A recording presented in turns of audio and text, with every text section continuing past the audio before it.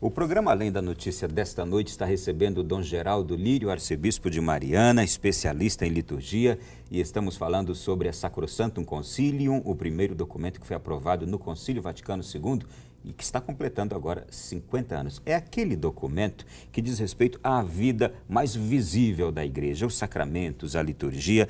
E, Dom Geraldo, com essa reforma ocorrida 50 anos atrás, houve um pequeno grupo na Igreja que não a aceitou, considerando difícil de aceitar.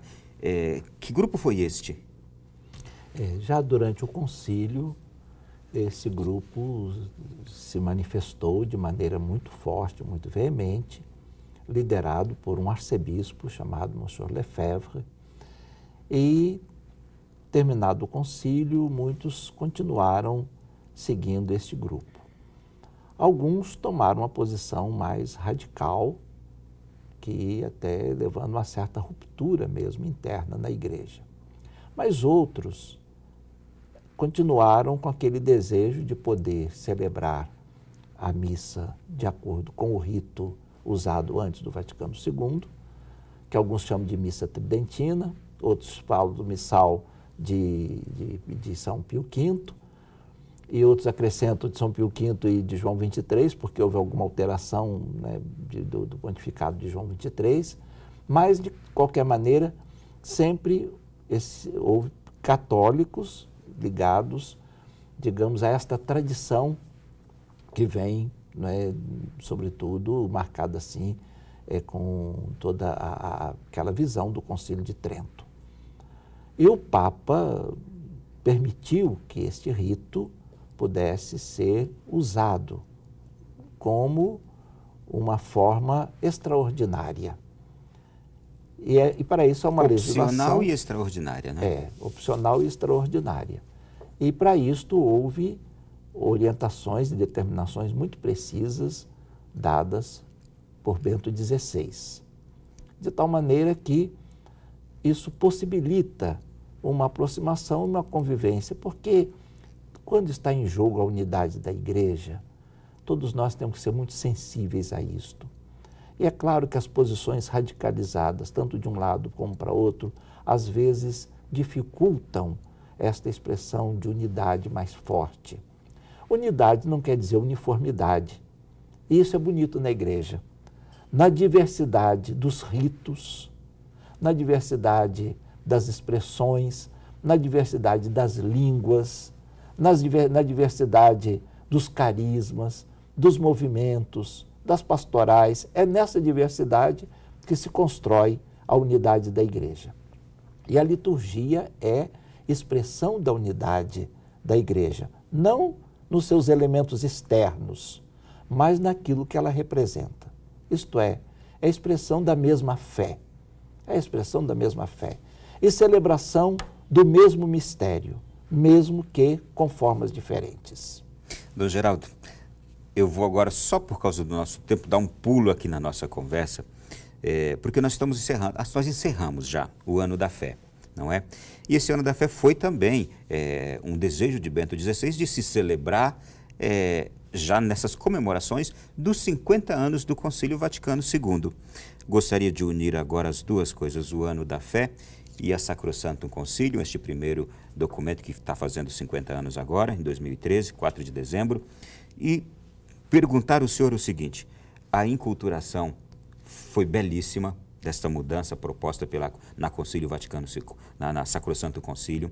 A inculturação foi belíssima. Nós temos hoje uma forma muito viva de se celebrar cada proposta que está aqui na Sacrosanctum Concilium. Tudo que nós falamos aqui, a gente imagina, é o que está acontecendo hoje na vida da igreja. Todavia, parece que nós temos no mundo um mundo que vive com crise de fé.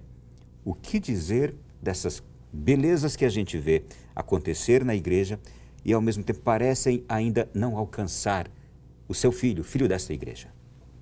Primeiramente, eu gostaria de lembrar que o Ano da Fé, promulgado por Bento XVI e continuado pelo Papa Francisco, tinha como finalidade comemorar dois eventos importantes: os 50 anos do Concílio Vaticano II, do seu início, e os 20 anos da promulgação do Catecismo da Igreja Católica, que retoma a doutrina, digamos assim, do Vaticano II e coloca em termos de um catecismo que, a palavra catecismo aqui não é texto para catequese infantil, é uma espécie de grande síntese, de grande resumo da doutrina católica nos 4 eixos. A fé na sua formulação, por isso ele começa analisando cada um dos artigos do credo, a fé que deve ser celebrada, então passa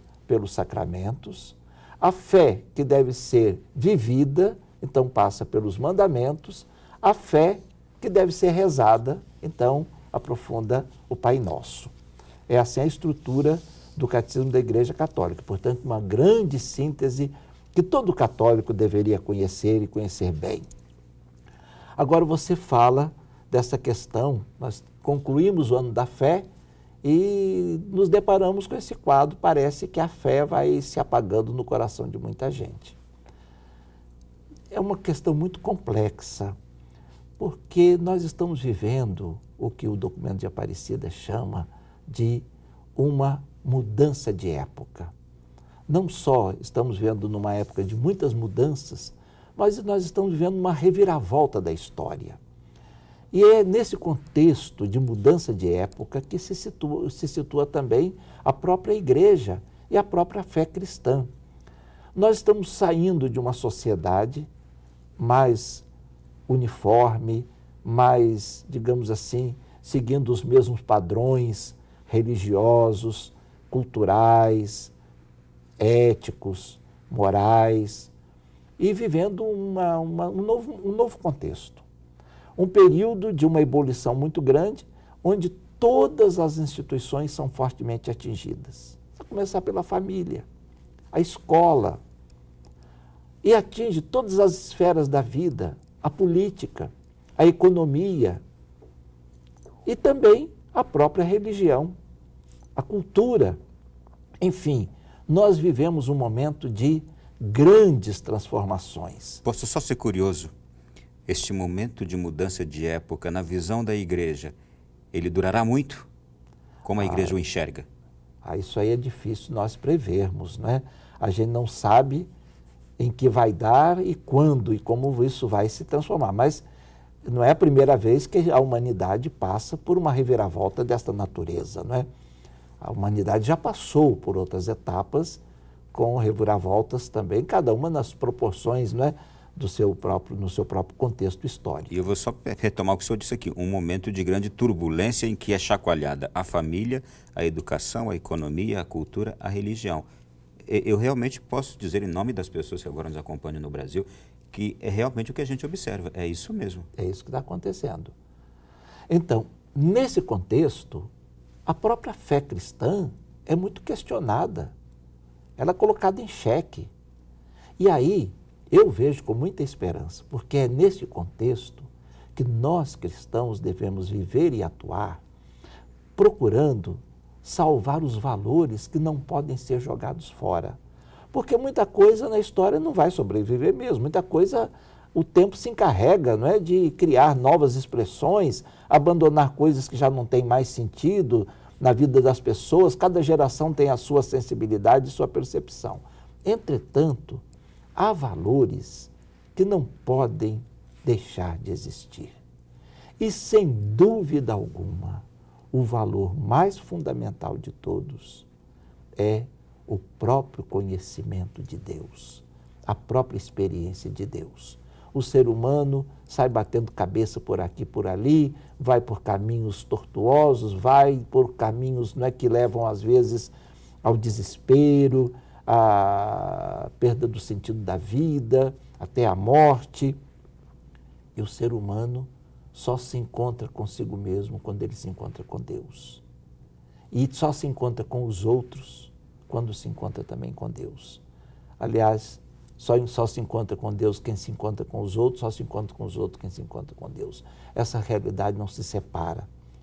E aí vem a grande missão que nós temos como igreja, como cristãos, individualmente, e nós como comunidade de fé, de sermos capazes de em novas linguagens, com novos meios, com novos métodos, com novos parâmetros, anunciar aquilo que é de sempre, o que não muda, o que permanece.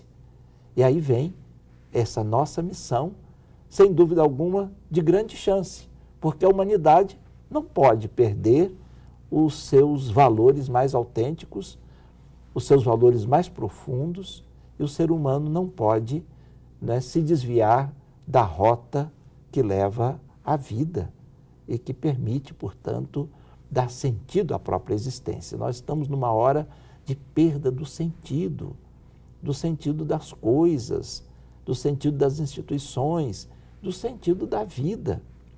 E descobrir o sentido é missão nossa, histórica, e a Igreja tem se esforçado para realizar isto, e o Papa Francisco tem sido um ícone desse esforço de diálogo com todos, de abertura ao novo, aos novos tempos, mas na fidelidade aos valores de sempre. A gente pode dizer que, justamente durante o ano da fé, no coração do ano da fé, nós tivemos uma mudança também enorme na Igreja com a renúncia de Bento, a chegada de Francisco e a chegada de Francisco com tudo que tem proposto.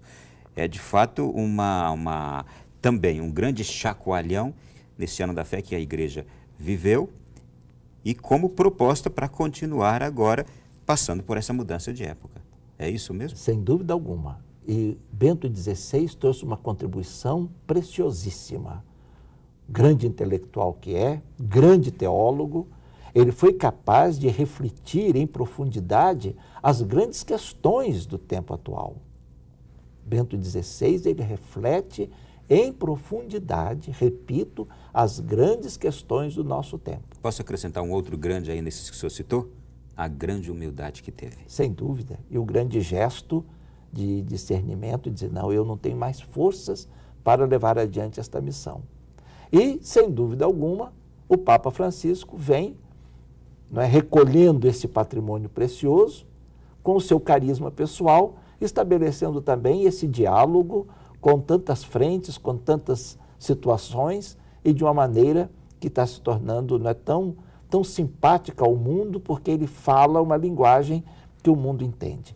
Eu acredito que os dois ficam como grandes símbolos, grandes ícones do ano da fé, pelo que os dois fizeram, porque o ano da fé é começado por um, encerrado por outro, mas também pela contribuição que cada um no seu estilo traz para o crescimento da fé e a vivência da fé na Igreja e no mundo. Eu termino o nosso programa de hoje, Dom Geraldo, trazendo uma excelente notícia. Não tenho aqui exatamente a fonte, porque falei recentemente no meu programa de rádio, em rede nacional, que faço todas as tardes pela Rede Canção Nova de Rádio, o efeito Francisco na Igreja. Desde quando Francisco assumiu seu pontificado, tem aumentado o número de católicos e, de maneira surpreendente, o número de católicos que estavam afastados e que estão voltando para a Igreja Católica.